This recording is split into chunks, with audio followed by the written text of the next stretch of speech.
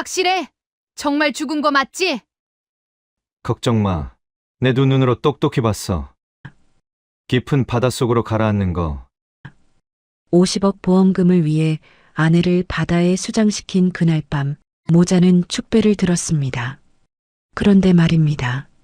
화장터 불길 속으로 사라졌다던 며느리가 지금 제 발로 장례식장 문을 열고 걸어 들어옵니다. 그것도 핏빛처럼 붉은 드레스를 입고 해맑게 웃으면서 말이죠. 여보, 왜 그렇게 놀라? 나 살아있잖아. 얼른 집에 가자. 기억을 잃은 척하며 살인자들의 집으로 다시 걸어 들어가는 여자. 가짜 시신까지 만들어낸 그들의 완벽한 범죄는 도대체 어디서부터 잘못된 걸까요? 그리고 그녀가 가면 뒤에 숨긴 소름 돋는 복수의 칼날은 언제쯤 드러날까요?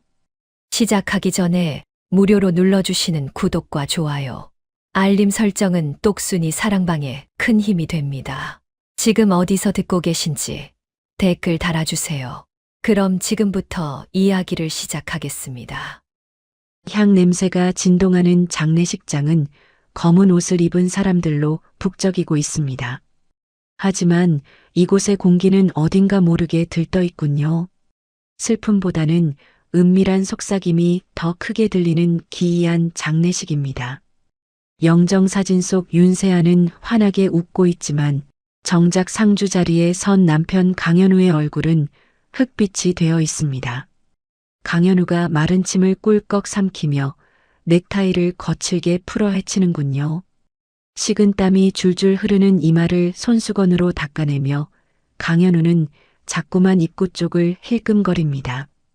옆에 서 있던 어머니 최명자가 그런 아들을 쏘아보며 낮은 목소리로 꾸짖습니다. 정신 안 차려? 사람들이 다 보고 있잖아. 좀 슬픈 척이라도 하란 말이야.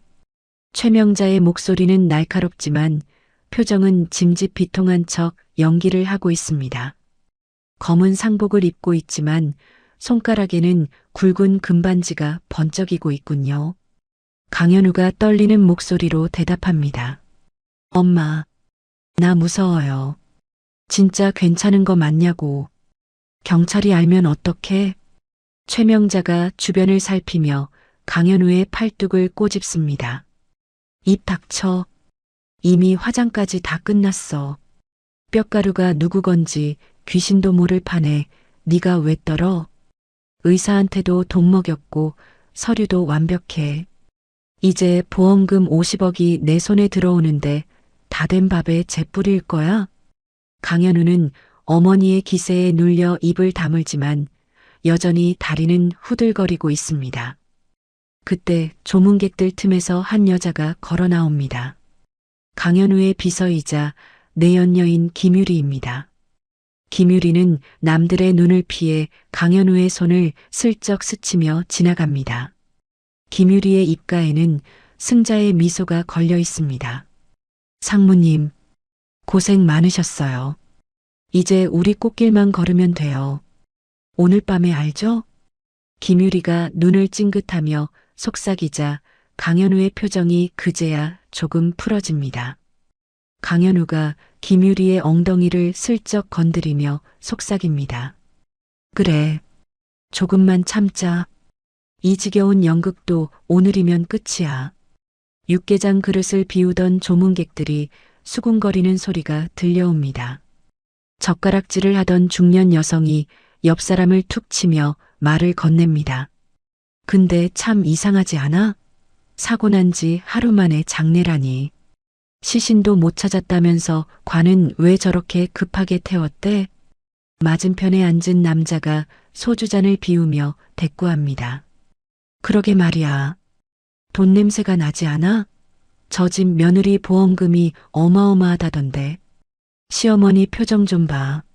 남편 잃은 며느리 보내는 사람치고는 얼굴이 너무 좋잖아. 사람들의 의심 어린 시선에도 아랑곳하지 않고 최명자는 영정사진 앞으로 다가갑니다. 향을 하나 집어들고 불을 붙인 뒤 윤세아의 사진을 노려봅니다. 사진 속 며느리는 아무것도 모른다는 듯 해맑게 웃고 있습니다. 최명자가 향을 꽂으며 입모양으로만 중얼거립니다. 세아야, 너무 억울해하지 마라. 네가 죽어줘야 우리 현우가 살지 않겠니? 저승가서는 부디 돈 많은 집 딸로 태어나렴. 최명자는 뒤를 돌아 조문객들을 향해 슬픈 표정을 지어 보입니다. 그리고는 품 안에서 미리 준비해둔 술잔을 꺼내듭니다. 이제 마지막 건배를 제의하고 이 장례식을 끝낼 생각입니다. 최명자가 떨리는 목소리를 연기하며 외칩니다. 비록 제 며느리는 같지만 여기 와주신 여러분 덕분에 외롭지 않을 겁니다. 부디 좋은 곳으로 가라고 다 같이 잔을 들어주십시오. 사람들이 쭈뼛거리며 술잔을 들어 올립니다. 강현우도 안도의 한숨을 내쉬며 잔을 채웁니다. 최명자의 입꼬리가 미세하게 올라가는 그 순간이었습니다. 쾅! 육중한 장례식장의 양문이 굉음을 내며 활짝 열립니다. 갑작스러운 소리에 조문객들이 일제히 입구 쪽을 바라봅니다. 싸늘한 정적이 장례식장을 감돕니다. 열린 문틈으로 차가운 바람이 휑하니 불어들어옵니다. 그리고 또각, 또각, 구두 굽소리가 울려 퍼집니다. 검은 상복을 입은 사람들 사이로 핏빛처럼 붉은 드레스를 입은 여자가 걸어 들어옵니다. 헝클어진 머리카락, 창백한 피부, 하지만 입술만은 새빨갛게 칠한 여자. 죽은 줄 알았던 윤세아입니다. 쨍그랑. 최명자의 손에서 술잔이 미끄러져 바닥에 산산조각이 납니다. 유리 파편이 사방으로 튀지만 최명자는 비명조차 지르지 못합니다. 눈이 튀어나올 듯 커진 채 입만 벙긋거립니다. 귀신. 네가 왜? 강현우는 들고 있던 잔을 쏟으며 뒤로 넘어집니다. 상차림 위로 엎어진 강현우가 국그릇을 뒤집어쓰며 허우적거립니다. 뜨거운 국물이 얼굴에 튀었지만 뜨거움을 느낄 겨를도 없습니다. 강현우가 바닥을 기며 비명을 지릅니다. 아, 살려줘. 오지마. 내가 안 밀었어. 조문객들이 비명을 지르며 자리에서 일어납니다. 귀신이다. 살아 돌아왔다. 웅성거리는 소리로 장례식장은 순식간에 아수라장이 됩니다. 윤세아는 그 소란 속에서도 우아하게 걸음을 옮깁니다. 그녀의 눈동자는 차갑게 가라앉아 있지만 입가에는 기묘한 미소가 서려 있습니다. 윤세아는 넘어진 강현우를 지나쳐 곧장 자신의 영정사진 앞으로 걸어갑니다. 국화꽃 속에 파묻힌 자신의 사진을 물끄러미 바라보는 윤세아. 그녀의 뒷모습을 보며 김유리가 입을 틀어막고 바들바들 떨고 있습니다. 윤세아가 천천히 손을 뻗어 영정사진을 집어듭니다. 그리고 섬뜩할 정도로 큰 소리로 웃음을 터뜨립니다. 하하, 사진 참 잘 나왔네. 누가 골랐어? 어머님 안목인가? 윤세아는 사진 액자를 바닥에 내동댕이 칩니다. 와장창. 액자가 박살나며 유리 조각이 최명자의 발치로 튑니다. 최명자가 뒷걸음질 치다 의자에 걸려 주저앉습니다. 윤세아는 깨진 액자를 밟고 서서 최명자를 내려다봅니다. 그리고는 배를 문지르며 고개를 갸웃거립니다. 어머님, 저 배가 너무 고파요. 밥 좀 주세요. 왜 다들 멍하니 보고만 계세요? 윤세아는 대답 없는 시댁 식구들을 뒤로하고 조문객들의 식탁으로 다가갑니다. 사람들이 홍해 갈라지듯 길을 비켜줍니다. 윤세아는 남겨진 육개장 그릇을 집어들고 허겁지겁 밥을 말아먹기 시작합니다. 마치 며칠을 굶은 짐승처럼 붉은 국물을 입가에 묻히며 걸신 들린 듯 먹어치웁니다. 그 모습이 너무나 기괴하여 아무도 말릴 엄두를 내지 못합니다.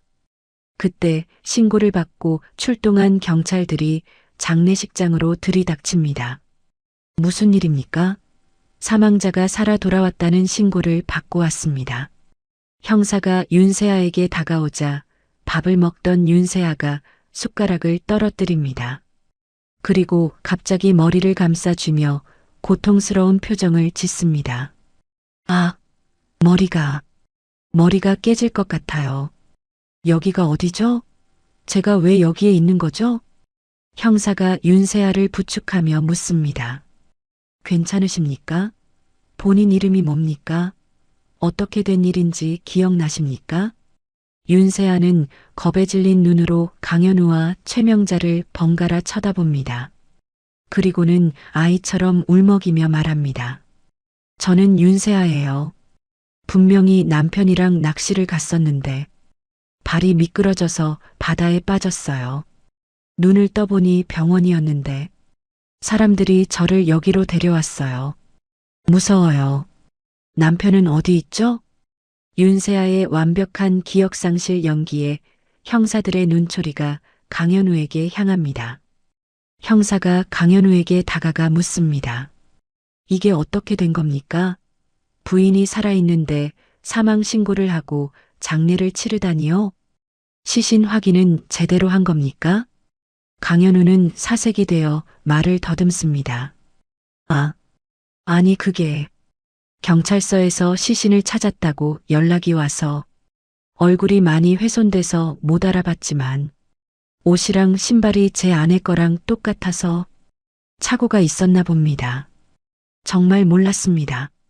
최명자가 급히 끼어들며 강현우를 감쌉니다. 맞아요, 형사님. 우리도 피해자라고요. 며느리가 죽은 줄 알고 얼마나 슬퍼했는데 살아 돌아왔으면 고마운 일이지 왜 죄인 취급을 해요? 최명자의 뻔뻔한 태도에 윤세아가 비틀거리며 일어섭니다. 그리고는 강현우에게 다가가 팔짱을 낍니다. 강현우가 소스라치게 놀라 팔을 빼려 하지만 윤세아는 거머리처럼 달라붙습니다. 윤세아가 강현우의 팔에 난 상주 완장을 거칠게 뜯어냅니다.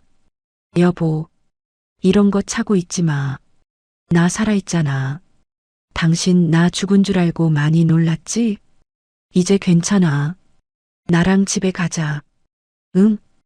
윤세아의 손아귀 힘이 어찌나 센지 강현우의 팔에 손톱 자국이 날 정도입니다. 강현우는 울상을 지으며 최명자를 바라보지만 최명자도 어찌할 바를 모르고 입술만 깨물고 있습니다. 경찰은 일단 상황을 정리하고 추후에 다시 조사를 하겠다고 말합니다. 윤세아는 강현우를 질질 끌다시피 하여 장례식장 밖으로 나갑니다. 검은 리무진 앞에 선 윤세아가 뒤따라 나온 최명자와 김유리를 돌아봅니다. 가로등 불빛 아래 비친 윤세아의 얼굴. 기억을 잃었다던 그녀의 입꼬리가 싸늘하게 비틀려 올라갑니다. 어머님, 아가씨, 빨리 타세요. 우리 가족 다 같이 가야죠. 윤세아의 눈빛은 말하고 있습니다. 이제부터가 진짜 지옥이라고. 공포와 의심으로 얼룩진 강현우와 최명자의 얼굴, 그리고 그들 사이에서 섬뜩하게 미소 짓는 윤세아의 모습이 교차합니다. 기묘하고도 불편한 귀가길이 시작되었습니다. 집으로 돌아오는 차 안에는 숨막히는 침묵만이 감돌았습니다. 윤세아는 창밖을 보며 알 수 없는 콧노래를 흥얼거렸고 운전대를 잡은 강현우의 손은 쉴 새 없이 떨렸습니다. 마침내 도착한 평창동의 으리으리한 저택. 높은 담벼락이 요새처럼 둘러쳐진 그곳은 윤세아에게는 감옥이자 지옥이었습니다. 하지만 차에서 내리는 윤세아의 발걸음은 깃털처럼 가볍군요. 현관문을 열고 들어선 윤세아가 거실 한복판에 서서 주위를 둘러봅니다. 와, 우리 집이 이렇게 넓었나? 기억이 가물가물하네. 윤세아는 마치 처음 와보는 사람처럼 집안 구석구석을 누비고 다닙니다. 소파의 쿠션을 들어 뒤집어 보고 장식장의 비싼 도자기 위치를 슬쩍 바꿔놓기도 합니다. 최명자가 그 모습을 보며 미간을 찌푸립니다. 불안한 눈빛으로 며느리의 일거수일투족을 감시합니다. 윤세아가 거실벽에 걸린 가족사진 앞에 멈춰섭니다. 행복하게 웃고 있는 강현우와 최명자, 그리고 그 사이에서 어색하게 웃고 있는 자신의 모습이 담긴 사진입니다. 윤세아가 손가락으로 사진 속 강현우의 얼굴을 톡톡 건드리며 말합니다. 여보, 사진 속 당신은 참 행복해 보이네. 나랑 같이 있어서 좋은가 봐. 강현우는 그 말이 마치 비수처럼 꽂혀 등골이 오싹해집니다. 강현우가 시선을 피하며 웅얼거립니다. 그래. 당연하지. 당신이 살아와서 얼마나 다행인지 몰라. 윤세아는 빙긋 웃으며 사진 액자를 삐딱하게 돌려놓습니다. 수평이 맞지 않아 위태롭게 걸린 액자가 금방이라도 떨어질 것 같습니다. 최명자가 참지 못하고 소리칩니다. 예, 정신 사납게 뭐하는 짓이니? 얼른 들어가서 씻고 쉬어라. 옷이 그게 뭐냐? 장례식장에서 입던 붉은 드레스를 입고 집안을 활보하다니. 어머님도 참, 저 기억 안 난다니까요? 제 방이 어디였죠? 아, 2층 끝방이었나? 윤세아는 대답도 듣지 않고 2층 계단을 성큼성큼 올라갑니다. 그녀가 사라지자마자 최명자가 강현우의 팔을 잡아 끌고 서재로 들어갑니다. 서재 문을 걸어 잠그자마자 최명자가 아들의 등짝을 내리칩니다. 너 똑바로 말해. 진짜 민 거 맞아? 바다에 빠지는 거 확인했냐고. 강현우가 억울하다는 듯 소리칩니다. 몇 번을 말해요. 내 두 눈으로 똑똑히 봤어요. 절벽 끝에서 밀었고 풍덩 소리까지 났다고요. 그 높이에서 떨어졌는데 어떻게 살아 돌아오냐고요. 강현우의 머릿속에 그날의 기억이 선명하게 떠오릅니다. 시간은 한 달 전으로 거슬러 올라갑니다. 인적이 드문 바닷가 절벽이었습니다. 낚시를 핑계로 윤세아를 불러낸 강현우는 그녀의 뒤에서 거친 숨을 몰아쉬고 있었습니다. 바람이 세차게 불어 파도 소리가 요란했습니다. 여보, 여기 경치 진짜 좋다. 얼른 와서 봐봐. 윤세아는 아무것도 모른 채 절벽 끝에 서서 바다를 내려다보고 있었습니다. 강현우는 떨리는 손을 뻗었습니다. 저 멀리 차 안에서 최명자가 선글라스를 낀 채 지켜보고 있었죠. 밀어. 지금이야. 어머니의 환청이 들리는 듯 했습니다. 강현우는 눈을 질끈 감고 윤세아의 등을 힘껏 밀었습니다. 으악! 짧은 비명과 함께 윤세아의 몸이 허공으로 사라졌습니다. 검푸른 바다가 그녀를 집어삼키는 모습까지 확인했습니다. 그런데 그녀가 지금 살아서 2층 방에 있다는 사실이 믿기지 않습니다. 다시 현재의 서재 안. 최명자가 손톱을 물어뜯으며 방 안을 서성입니다. 혹시 연기하는 거 아니니? 기억 다 하는데 모르는 척하는 거면 어쩔 거야? 우리 다 죽어. 연기라면 경찰한테 바로 신고했겠죠. 왜 제 발로 다시 들어와요?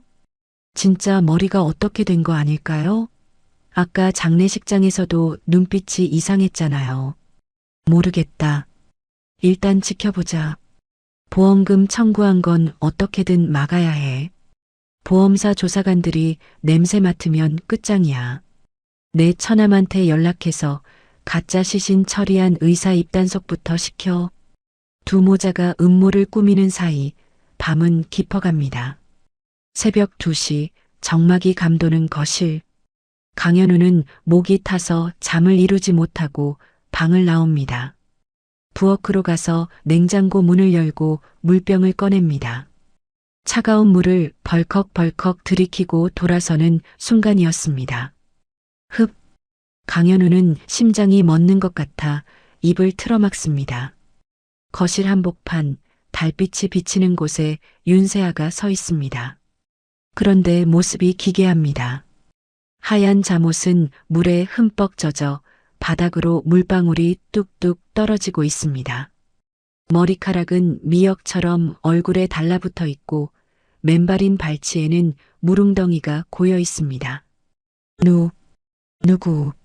세안이? 강현우가 뒷걸음질 치며 묻습니다. 윤세아는 초점 없는 눈으로 허공을 응시하며 웅얼거립니다. 추워. 너무 추워. 물이 차가워. 마치 몽유병 환자 같습니다. 강현우는 공포에 질려 스위치를 찾아 거실불을 켭니다. 환한 불빛이 들어오자 윤세아가 몸을 부르르 떱니다. 그리고는 갑자기 정신이 든 사람처럼 눈을 깜빡이며 자신의 몸을 내려다봅니다. 어머, 내가 왜 이러고 있지? 옷이 왜 다 젖었어? 윤세아는 천진난만하게 강현우를 바라봅니다. 강현우는 다리에 힘이 풀려 주저앉을 뻔합니다. 너 방금 뭐라고 했어? 춥다고. 물이 차갑다고 그랬잖아. 내가 무슨 소리야? 그냥 자다가 목말라서 나왔는데? 아, 욕실에서 세수하다가 물을 좀 엎질렀나 봐. 당신 왜 그래? 식은땀을 그렇게 흘리고. 윤세아가 젖은 손으로 강현우의 뺨을 만지려 다가옵니다. 차가운 물기가 닿자 강현우는 비명을 지르며 그녀의 손을 뿌리칩니다. 만지지 마. 저리 가. 귀신이야, 귀신. 강현우는 도망치듯 안방으로 뛰어들어갑니다. 홀로 남은 윤세아. 그녀는 닫힌 안방 문을 바라보며 젖은 머리카락을 쓸어 넘깁니다. 그녀의 눈빛이 차갑게 빛납니다. 일부러 욕조에 물을 받아 온몸을 적신 보람이 있군요. 다음 날 아침 식사 시간입니다. 식탁 위에는 정적만이 흐릅니다. 최명자는 밥알을 새는 듯 깨작거리고 강현우는 눈밑이 퀭한 채 멍하니 앉아 있습니다. 그때 2층에서 늦잠을 잔 신우이 강지수가 내려옵니다. 화려한 네일아트를 한 손으로 스마트폰을 만지작거리며 식탁에 앉습니다. 아, 배고파. 오늘 메뉴 뭐야? 언니도 같이 먹네. 진짜 살아온 거 맞구나. 대박. 강지수는 윤세아를 보며 신기하다는 듯 폰으로 사진을 찍으려 합니다. 윤세아는 싱긋 웃어주며 수저를 듭니다. 그때 도우미 아주머니가 메인 요리를 식탁 중앙에 내려놓습니다. 잘 구워진 큼지막한 고등어 구이입니다. 윤세아의 시선이 고등어의 눈 아래 고정됩니다. 희뿌연 생선의 눈이 자신을 노려보는 것 같습니다. 윤세아의 호흡이 거칠어집니다. 허. 윤세아가 숟가락을 떨어뜨리며 귀를 막습니다. 그녀의 눈앞에 환영이 보입니다. 차가운 바닷속, 자신의 몸을 뜯어먹으려 달려들던 물고기 떼들. 치우라고. 날 먹으려고 해. 저 물고기가 날 쳐다본다고. 윤세아가 비명을 지르며 생선 접시를 손으로 쳐냅니다. 쨍그랑. 접시가 바닥에 떨어져 박살나고 생선살이 사방으로 튑니다. 강지수가 기겁하며 옷을 텁니다. 아, 진짜. 미쳤어? 내 옷에 다 튀었잖아. 최명자가 벌떡 일어나 소리칩니다. 아침부터 무슨 행패니? 귀신이 씌어도 단단히 씌었구나. 윤세아는 식탁 밑으로 기어들어가 몸을 웅크리고 덜덜 떱니다. 잘못했어요. 살려주세요. 물고기 밥이 되기 싫어요. 어머님, 저 좀 꺼내주세요. 바다가 너무 깊어요. 윤세아의 애원은 연기라기엔 너무나 처절합니다. 그 모습에 강현우는 또다시 공포를 느낍니다. 자신이 저지른 죄가 눈앞에서 살아 움직이는 것 같으니까요. 강지수는 이 상황이 짜증나면서도 흥미롭습니다. 몰래 폰을 들어 식탁 밑에서 떨고 있는 윤세아의 모습을 동영상으로 찍습니다. 그리고는 바로 SNS에 업로드합니다. 죽은 줄 알았던 올케가 돌아왔는데 상태가 이상함. 밤마다 물 흘리고 다니고 아침엔 생선 보고 발작함. 소름 돋아. 한바탕 소동이 지나가고 오후가 되었습니다. 집안은 다시 고요해졌지만 긴장감은 여전합니다. 윤세아는 언제 그랬냐는 듯 멀쩡한 얼굴로 청소기를 돌리고 있습니다. 그녀가 향한 곳은 최명자의 방입니다. 최명자는 외출하고 없습니다. 윤세아는 청소기를 밀며 방 안 깊숙이 들어갑니다. 벽에 걸린 거대한 동양화 액자 뒤 그곳에 비밀 금고가 있다는 것을 그녀는 알고 있습니다. 윤세아는 청소기 소음을 방패 삼아 금고 주위를 맴돕니다. 금고 다이얼을 만지작거리다 인기척이 들리자 급히 청소하는 척합니다. 때마침 외출해서 돌아온 최명자가 방문을 벌컥 엽니다. 너 거기서 뭐 하는 거야? 최명자가 달려와 윤세아를 거칠게 밀쳐냅니다. 누가 내 방 청소하랬어? 도우미 아줌마 뒀다 뭐하라고 네가 설쳐? 윤세아가 넘어진 채로 억울한 표정을 짓습니다. 어머님 오셨어요? 저는 그냥 집안일이라도 돕고 싶어서. 먼지가 많길래. 필요 없다. 당장 나가. 내 방엔 얼씬도 하지 마. 최명자는 금고가 있는 그림 쪽을 불안하게 쳐다보며 소리칩니다.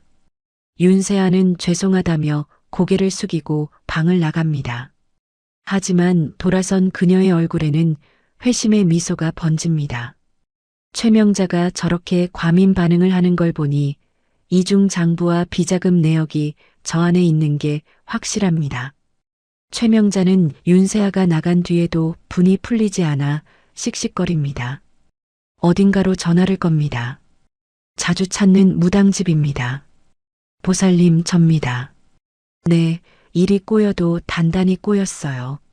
며느리년이 살아 돌아왔는데 눈깔이 맛이 갔습니다. 밤에는 물귀신처럼 굴고 낮에는 내 뒤를 캐는 것 같아요. 아무래도 굿을 크게 한 판 벌여야겠습니다. 네, 돈은 얼마든지 드릴 테니 날 좀 잡아주세요. 최명자의 통화 내용을 문 밖에서 엿듣던 윤세아는 조용히 자신의 방으로 돌아옵니다.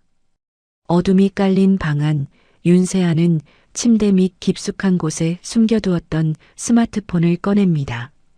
이 폰은 강현우가 모르는 오직 복수를 위해 준비한 대포폰입니다. 화면 불빛이 그녀의 창백한 얼굴을 비춥니다. 윤세아는 익숙한 번호를 누르고 메시지를 작성합니다. 수신인은 H. 한도진 변호사입니다. 1단계 성공. 쥐새끼들이 덫에 걸려들었어. 내일 그쪽으로 갈 거야. 전송 버튼을 누르는 윤세아의 손끝에는 망설임이 없습니다. 창밖에는 비가 내리기 시작합니다. 유리창을 때리는 빗소리가 마치 전쟁을 알리는 북소리처럼 들립니다.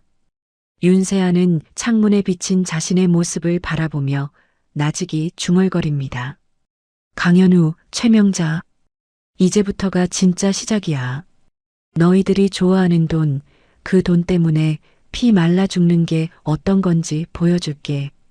윤세아의 눈빛은 더 이상 과거에 유약했던 며느리가 아닙니다. 지옥에서 돌아온 복수의 화신, 그 자체입니다. 윤세아가 살아 돌아온 지 일주일이 지났습니다. 폭풍전야 같은 고요함이 감도는 평창동 저택의 거실. 윤세아는 소파에 앉아 멍하니 텔레비전을 보고 있습니다. 화면은 켜져 있지만 그녀의 눈은 초점 없이 허공을 떠돌고 있군요. 그때 현관 초인종이 울리고 인터폰 화면에 익숙한 얼굴이 뜹니다. 강현우의 비서이자 내연녀 김유리입니다. 강현우가 허둥지둥 현관으로 달려나가 문을 열어줍니다. 여기까지 웬일이야? 집으로 오면 어떡해? 강현우가 낮게 속삭이며 김유리의 눈치를 살핍니다. 김유리는 당당하게 하이힐을 벗으며 집 안으로 들어섭니다. 손에는 두툼한 결제 서류 가방이 들려 있습니다. 회사 결제 서류 때문에 왔어요. 상무님이 며칠째 출근을 안 하시니까 급해서요. 그리고 사모님. 아니, 언니 상태도 좀 볼 겸. 김유리가 거실로 들어서며 윤세아를 향해 고개를 까딱합니다. 윤세아는 김유리를 보자마자 화색이 돌며 자리에서 벌떡 일어납니다. 어머, 김 비서님 아니에요? 세상에 여기까지 와주고 너무 고마워요. 제가 사고 난 뒤로 통 못 뵀죠? 윤세아는 김유리의 두 손을 꼭 잡으며 반가워합니다. 김유리는 윤세아의 손이 닿자 소름이 돋는 듯 슬며시 손을 뺍니다. 하지만 윤세아는 아랑곳하지 않고 김유리를 소파 상석에 앉힙니다. 앉아요, 어서. 현우 씨, 뭐해요? 손님이 왔는데 멀뚱히 서서. 내가 차라도 내올게요. 김 비서님, 홍차 좋아했죠? 윤세아는 대답도 듣지 않고 주방으로 총총 걸음으로 사라집니다. 강현우와 김유리는 서로를 마주보며 난처한 표정을 짓습니다. 김유리가 입모양으로 진짜 미친 거 아니야? 라고 묻자 강현우는 어깨를 으쓱해 보입니다. 잠시 후 윤세아가 쟁반을 들고 나타납니다. 김이 모락모락 나는 뜨거운 찻잔 2개가 놓여 있습니다. 윤세아는 조심조심 걸음을 옮기며 김유리에게 다가갑니다. 자, 뜨거우니까 조심하세요. 제가 특별히 우려낸 그 순간입니다. 윤세아의 발이 꼬인 듯 휘청거립니다. 어머, 윤세아의 몸이 앞으로 쏠리며 쟁반 위에 있던 찻잔이 김유리의 무릎 위로 쏟아집니다.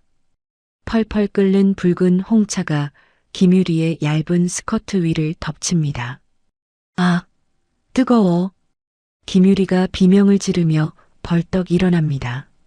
살이 타들어가는 고통에 김유리는 체면도 잊고 방방 뜁니다. 강현우가 사색이 되어 김유리에게 달려듭니다. 유리야, 괜찮아? 아, 뜨겁겠다. 얼른 찬물 가져와. 강현우는 아내 윤세아가 보고 있다는 것도 잊은 채 김유리의 젖은 치마를 털어내며 안절부절 못합니다. 윤세아는 입을 틀어막고 놀란 토끼 눈을 하고 있습니다. 어머, 어떡해. 미안해요, 김 비서님. 제가 요즘 손에 힘이 없어서. 많이 뜨거워요? 어쩌면 좋아. 윤세아의 목소리는 떨리고 있지만 손으로 가린 입꼬리는 살짝 올라가 있습니다. 강현우가 김유리를 부축하며 욕실 쪽으로 이끕니다. 일단 화장실 가서 씻어. 찬물로 식혀야 해. 빨리.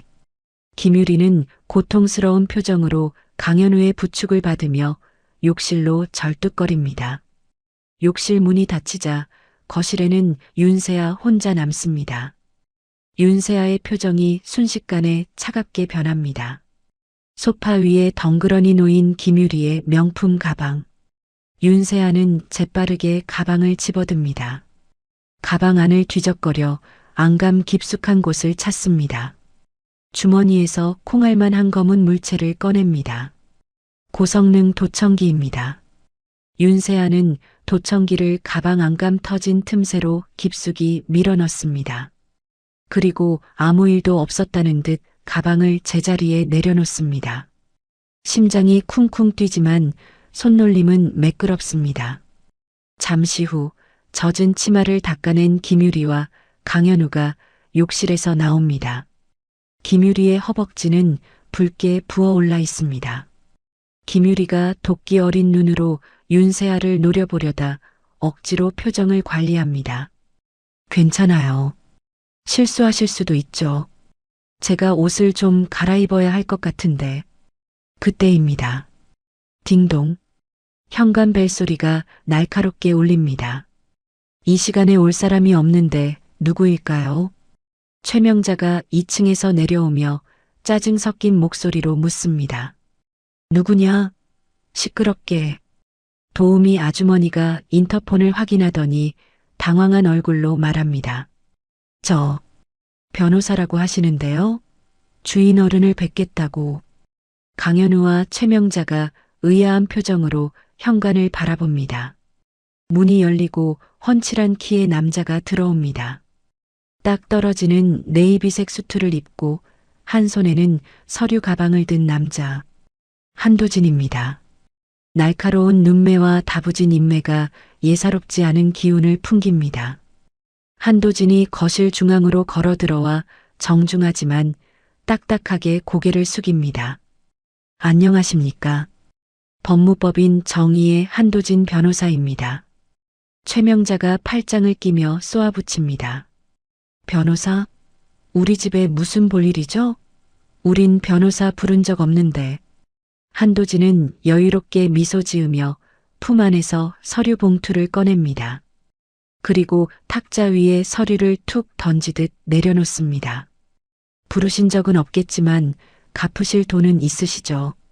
최명자 씨 앞으로 된 채무 변제 기일이 한참 지났습니다. 채권자의 위임을 받고 왔습니다. 최명자가 코웃음을 치며 서류를 집어듭니다. 채무? 내가 무슨 빚이 있다고 그래? 지난번에 다 정리했잖아. 서류를 읽어 내려가던 최명자의 눈이 점점 커집니다. 종이를 쥔 손이 부들부들 떨리기 시작합니다. 이게 무슨 소리야? 연대보증이라니. 그 인간이 내 명의를 도용했다는 거야? 한도진이 차가운 목소리로 설명합니다.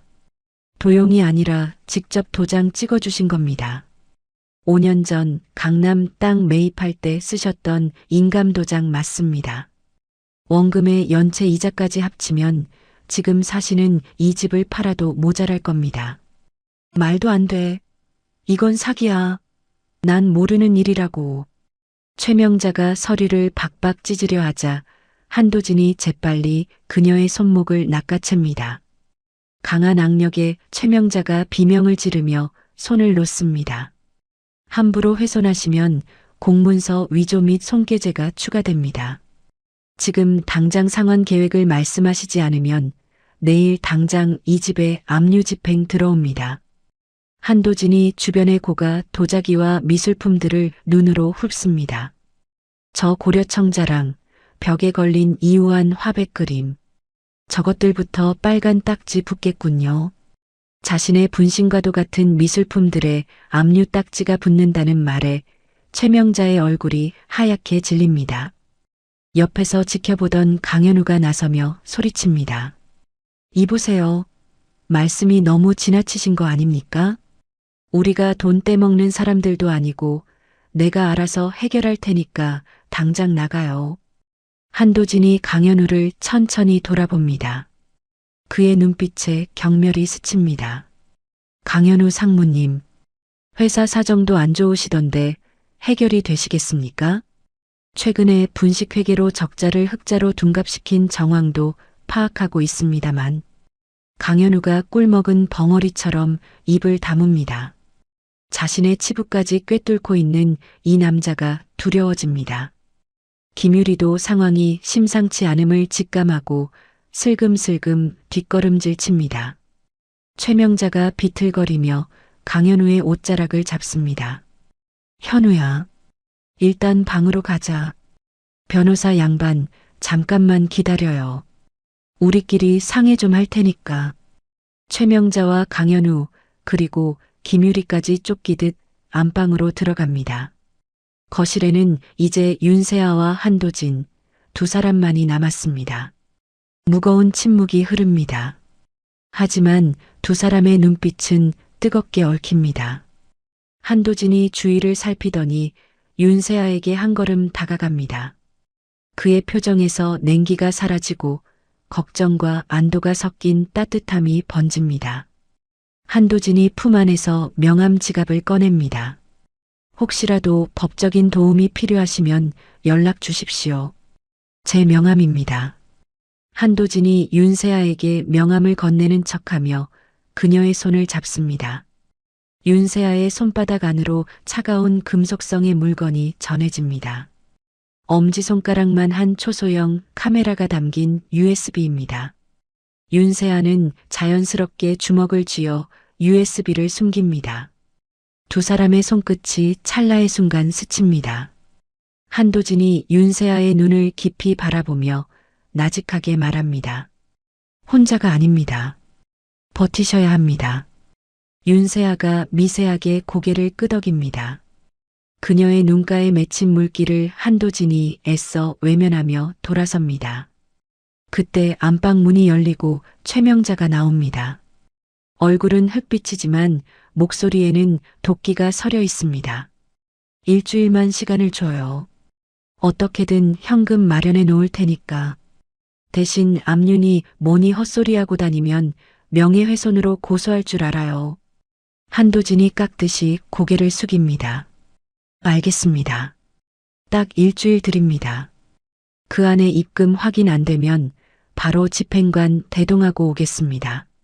한도진은 뒤도 돌아보지 않고 현관을 나갑니다. 쾅소리와 함께 문이 닫히자 최명자가 소파에 주저앉으며 통곡합니다. 아이고, 내 팔자야. 이게 무슨 날벼락이니. 그 돈을 어디서 구해. 강현우가 머리를 감싸쥐고 괴로워합니다. 김유리는 눈치를 보며 슬그머니 가방을 챙깁니다. 윤세아는 이 난장판 속에서 주머니 속에 USB를 꽉 쥐어봅니다. 차가운 금속의 감촉이 그녀에게 뜨거운 용기를 불어넣습니다.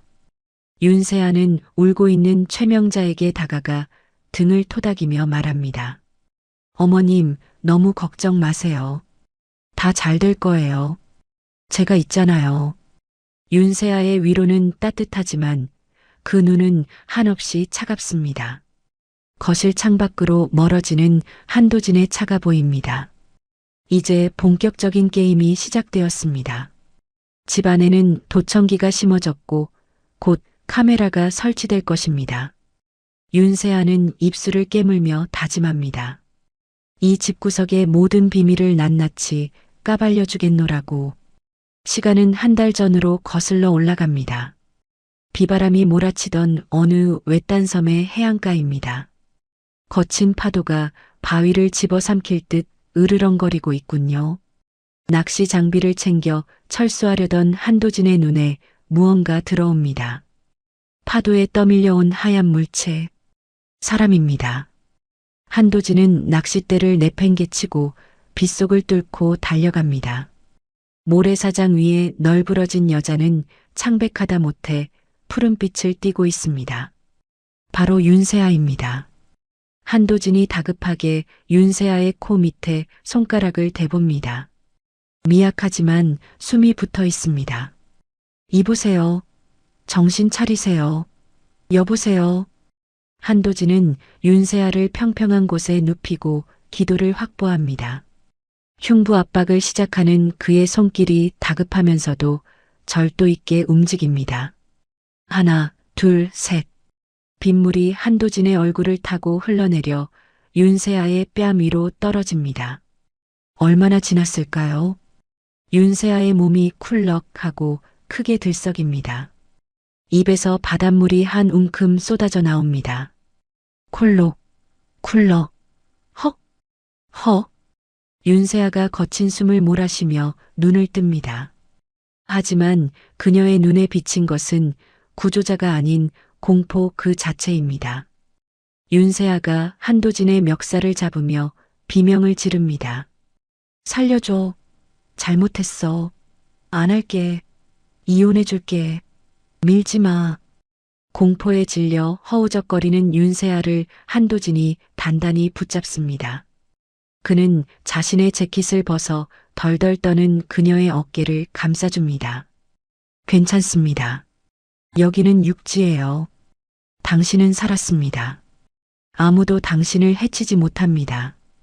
한도진의 낮고 침착한 목소리가 빗소리를 뚫고 윤세아의 귀에 닿습니다.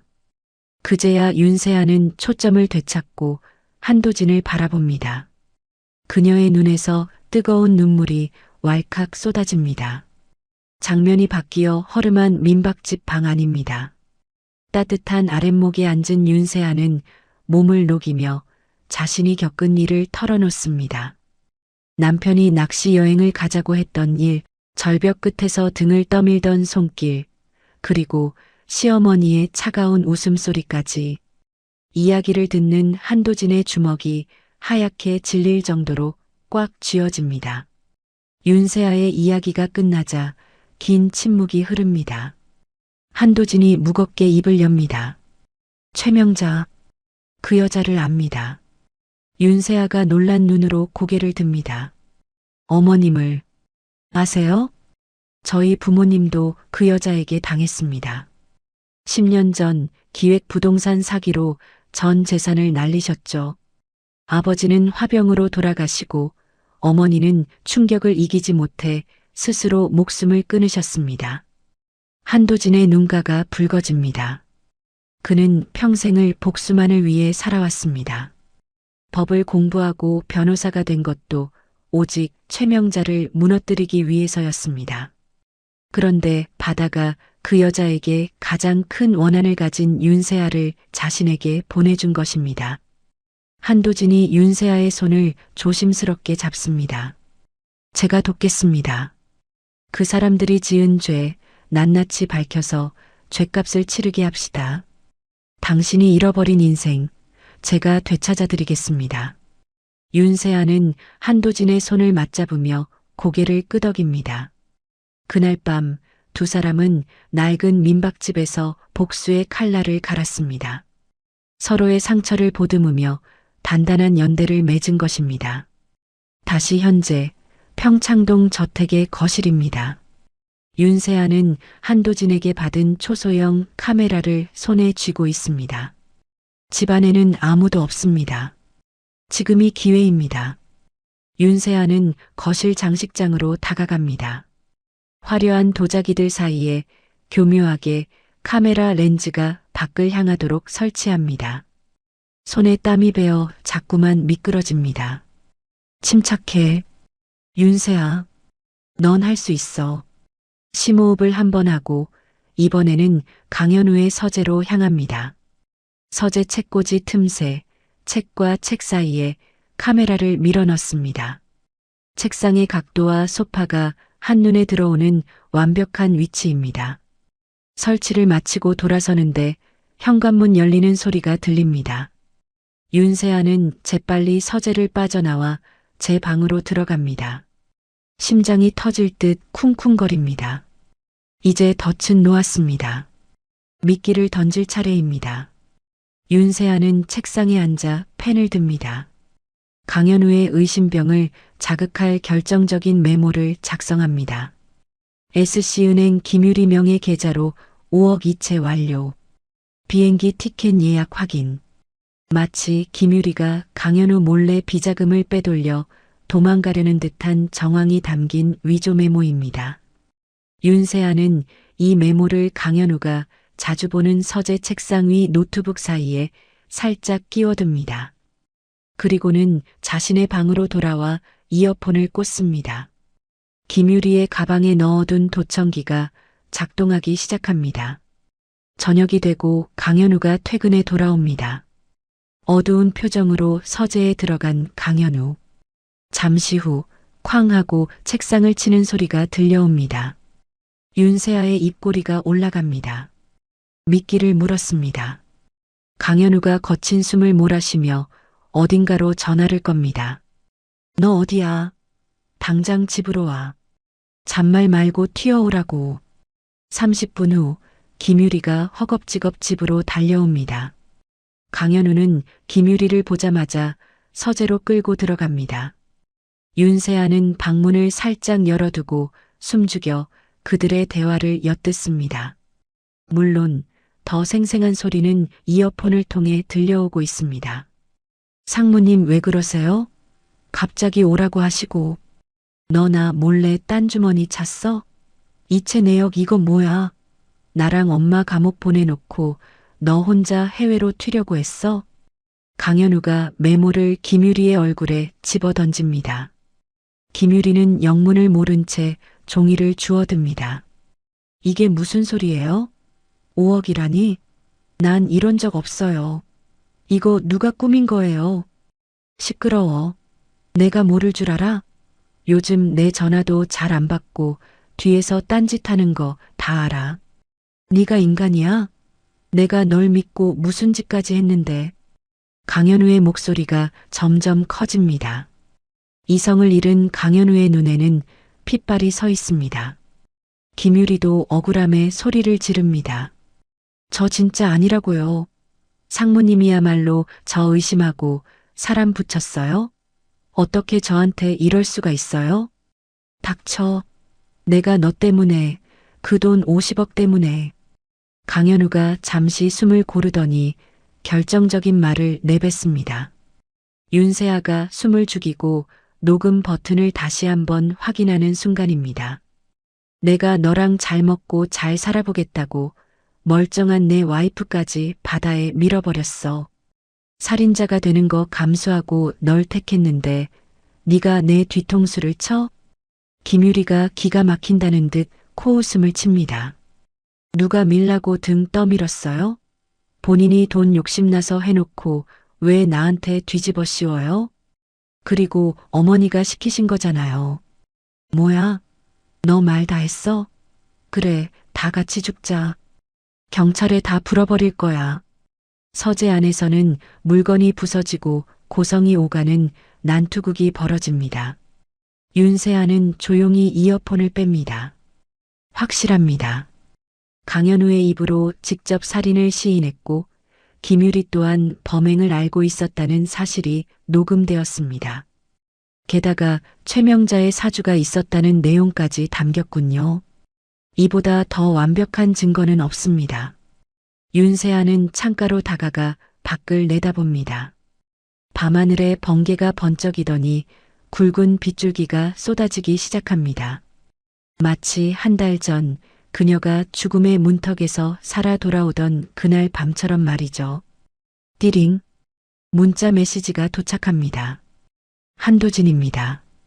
방송국 PD와 접촉했습니다. 준비는 끝났습니다. 내일 파티장, 그곳이 그들의 무덤이 될 겁니다. 윤세아는 짧게 답장을 보냅니다. 증거 확보했어요. 내일 봐요. 나의 공범자님. 서재 문이 벌컥 열리고 강현우가 씩씩거리며 나옵니다. 김유리는 머리가 헝클어진 채 울면서 뒤따라 나옵니다. 두 사람은 서로를 죽일 듯 노려보며 각자의 방으로, 집 밖으로 흩어집니다. 이미 금이 가버린 그들의 신뢰는 돌이킬 수 없습니다. 윤세아는 어둠 속에서 그 모습을 지켜보며 차갑게 식은 홍차를 한 모금 마십니다. 씁쓸하지만 끝맛은 묘하게 달콤합니다. 다음 날 아침 폭풍우가 지나간 하늘은 거짓말처럼 맑게 개어 있습니다. 오늘은 강현우 회사의 창립 기념일 파티가 있는 날입니다. 윤세아는 드레스룸에서 가장 화려하고 우아한 드레스를 고릅니다. 거울 앞에 선 윤세아. 그녀는 붉은 립스틱을 짙게 바르며 거울 속의 자신에게 속삭입니다. 윤세아, 오늘은 네가 주인공이야. 무대 위에서 가장 멋지게 웃어줘. 그녀의 눈빛은 결의에 차 있습니다. 더 이상 두려움 따위는 없습니다. 오늘 밤 화려한 파티장은 그들의 추악한 진실이 까발려지는 단죄의 장이 될 것입니다. 윤세아가 핸드백을 챙겨 들고 방문을 나섭니다. 또각또각 복도에 울려 퍼지는 구두 소리가 마치 카운트다운처럼 들립니다. 심판의 시간이 다가오고 있습니다. 호텔 연회장은 눈이 부시도록 화려합니다. 천장에 매달린 거대한 크리스털 샹들리에가 오색 찬란한 빛을 뿜어내고 테이블마다 놓인 고급 와인과 꽃장식이 파티의 격조를 높여줍니다. 오늘은 강현우가 운영하는 회사의 창립 30주년 기념 파티입니다. 정재계 인사들과 기자들이 구름대처럼 몰려와 인산인해를 이루고 있군요. 이 화려한 무대 위에서 강현우와 최명자는 세상에서 가장 품이 있는 모자를 연기하고 있습니다. 최명자는 목이 꺾일 정도로 무거운 다이아몬드 목걸이를 걸고 귀부인들에게 호호거리며 웃음을 팝니다. 어머, 김 회장님 사모님 아니세요? 와주셔서 감사합니다. 우리 현우가 이번에 아주 큰 프로젝트를 따냈거든요. 다 여러분 덕분이죠. 최명자의 입은 웃고 있지만 눈은 끊임없이 주변을 스캔하며 자신보다 비싼 보석을 한 사람이 없는지 살피고 있습니다. 강현우 역시 턱시도를 빼입고 여유로운 미소를 지으며 손님들과 악수를 합니다. 반갑습니다. 앞으로도 저희 회사 잘 부탁드립니다. 그 곁에는 윤세아가 그림처럼 서 있습니다. 우아한 아이보리색 드레스를 입은 그녀는 마치 천사처럼 보입니다. 하지만 그녀의 손에는 샴페인 잔 대신 차가운 긴장감이 감돌고 있군요. 사람들이 윤세아를 보며 수군거립니다. 저분이 그 죽었다 살아온 며느리라며? 기억상실증이라던데 표정은 아주 멀쩡하네. 시댁이 지극정성으로 돌봐줬다잖아. 역시 있는 집은 달라. 윤세아는 그들의 말을 듣지 못한 척 강현우의 팔을 살며시 잡으며 속삭입니다. 여보, 오늘따라 당신 정말 멋지다. 이렇게 많은 사람들이 당신을 축하해 주러 왔네. 강현우는 아내의 칭찬에 어깨가 으쓱해집니다. 지난밤 김유리와의 다툼으로 불안했던 마음이 윤세아의 미소에 눈 녹듯 사라지는 것 같습니다. 강현우가 윤세아의 손등을 토닥이며 말합니다. 당신도 오늘 정말 예뻐. 이따가 무대 올라갈 때 내 옆에 꼭 붙어 있어. 우리 부부 금슬 좋은 거 보여줘야 주가도 오르니까. 윤세아는 방긋 웃으며 고개를 끄덕입니다. 그 웃음 뒤에 숨겨진 서늘한 칼날을 강현우는 꿈에도 모릅니다. 드디어 사회자의 안내 멘트가 울려 퍼집니다. 자, 그럼 지금부터 강현우 대표님의 비전 선포식이 있겠습니다. 큰 박수로 맞아주십시오. 우레와 같은 박수 소리가 연회장을 가득 채웁니다. 강현우는 당당하게 단상 위로 걸어 올라갑니다. 마이크를 잡은 그의 모습이 제법 그럴싸해 보입니다. 강현우가 자신감 넘치는 목소리로 연설을 시작합니다. 귀한 시간 내주신 내외 귀빈 여러분, 감사합니다. 저희 회사는 지난 30년간 신뢰와 가족이라는 가치를 최우선으로 여겨왔습니다. 투명한 경영, 정직한 기업 문화를 바탕으로 강현우의 입에서 정직과 신뢰라는 단어가 나올 때마다 윤세아는 헛웃음이 나올 뻔한 것을 겨우 참습니다. 단상 아래 앉아있던 최명자는 감격에 겨운 듯 눈물을 훔치는 신용을 합니다. 내연녀 김유리는 파티장 구석에서 팔짱을 낀 채 심드렁한 표정으로 강현우를 바라보고 있습니다. 그때였습니다. 강현우의 뒤에 설치된 대형 스크린이 지직거리는 소리를 내며 흔들립니다. 준비했던 회사 홍보 영상이 멈추고 화면이 검게 변합니다. 사람들이 웅성거리기 시작합니다. 뭐야? 방송 사고인가? 강현우가 당황하여 뒤를 돌아봅니다. 잠시 기술적인 문제가 있는 것 같습니다. 곧 해결될 테니 잠시만. 그 순간 스피커가 터질 듯한 굉음과 함께 낯선 음성이 흘러나옵니다. 너무나도 익숙하고 소름 끼치는 목소리들입니다. 밀어. 지금이야. 아무도 안 봐. 최명자의 목소리입니다. 연회장의 모든 소음이 일순간에 멈춥니다. 정적 속에 강현우의 목소리가 이어집니다. 진짜 밀어? 죽으면 어떡해? 죽으라고 미는 거지 살리려고 미니? 보험금이 50억이야. 그 돈이면 회사 빚 다 갚고도 남아. 눈 딱 감고 해. 경악스러운 대화 내용에 사람들은 입을 다물지 못합니다. 강현우는 마이크를 떨어뜨리며 뒷걸음질 칩니다. 이것 꺼. 당장 끄라고. 하지만 영상은 멈추지 않습니다. 이번에는 화면에 자막과 함께 블랙박스 영상이 재생됩니다. 어두운 밤 절벽 끝에 서 있는 남녀의 실루엣. 남자가 여자의 등을 힘껏 미는 장면이 적나라하게 펼쳐집니다.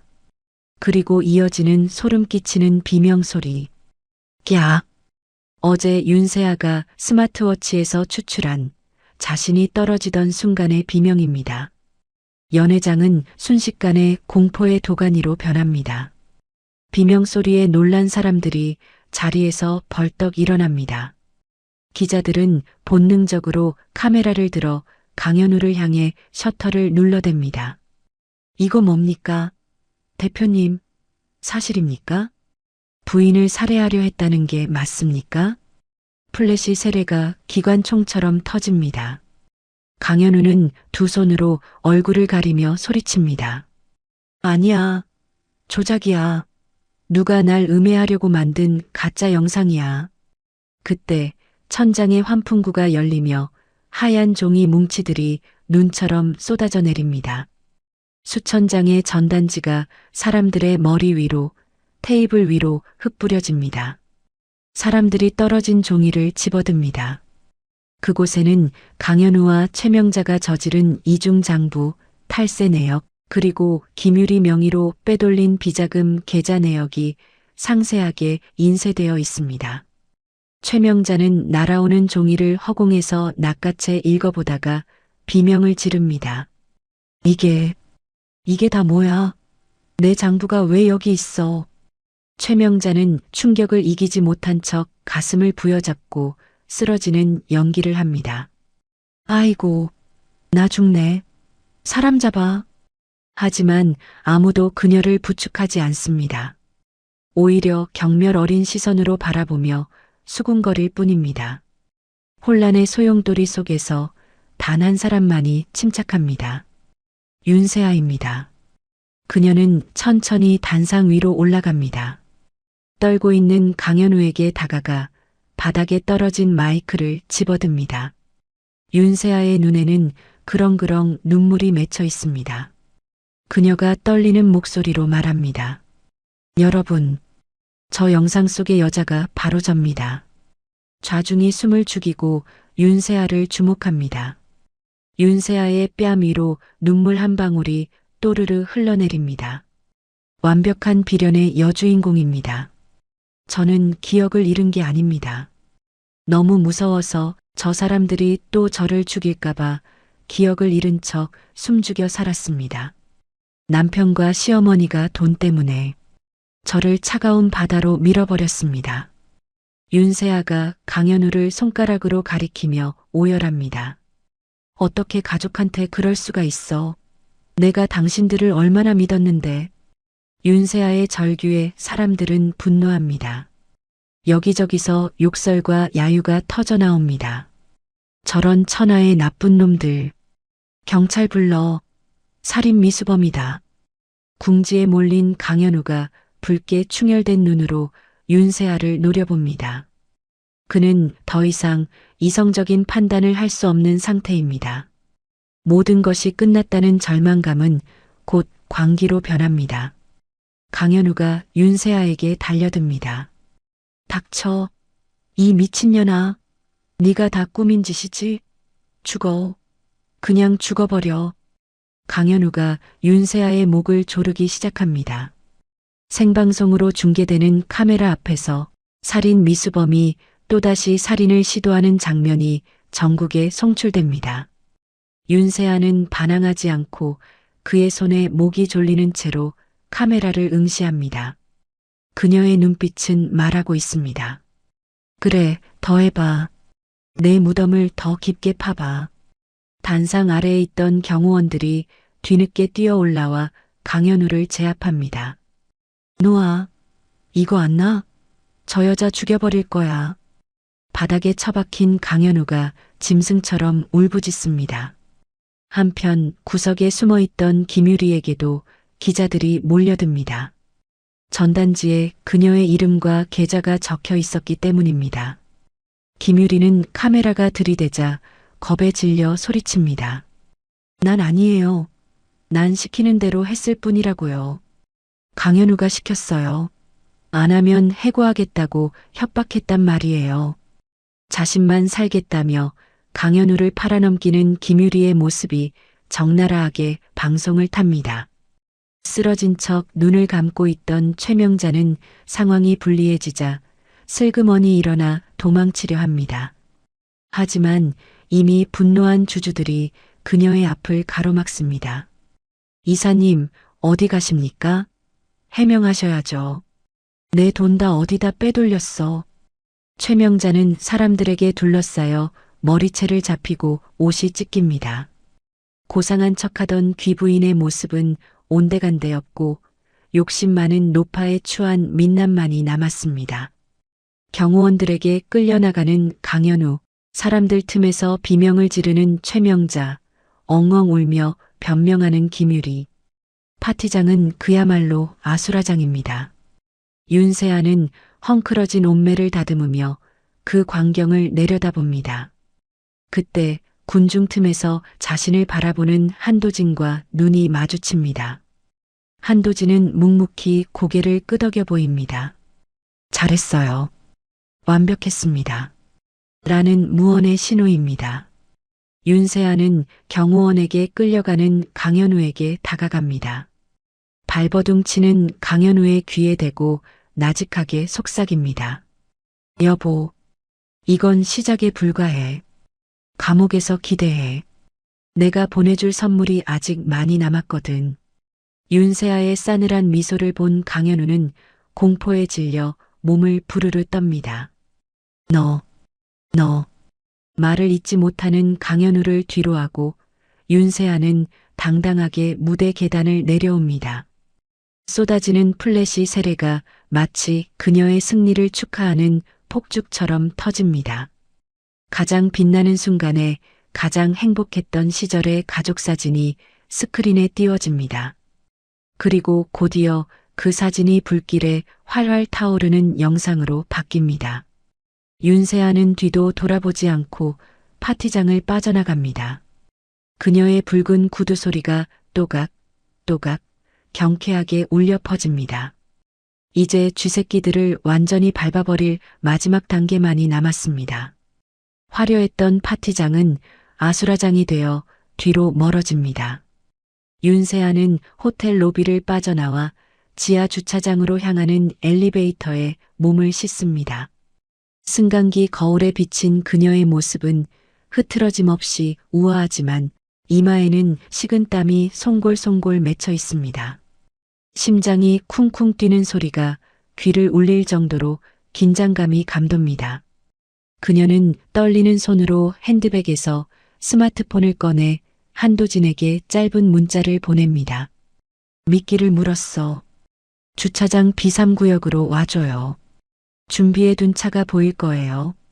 엘리베이터 문이 딩동 소리를 내며 열립니다.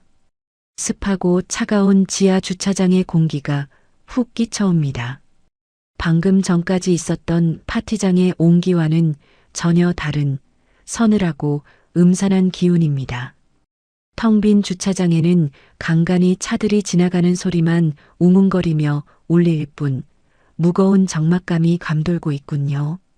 윤세아는 또각거리는 구두 소리를 내며 자신의 차가 주차된 기둥 쪽으로 걸어갑니다. 발자국 소리가 텅 빈 공간에 메아리쳐 더욱 크게 들립니다.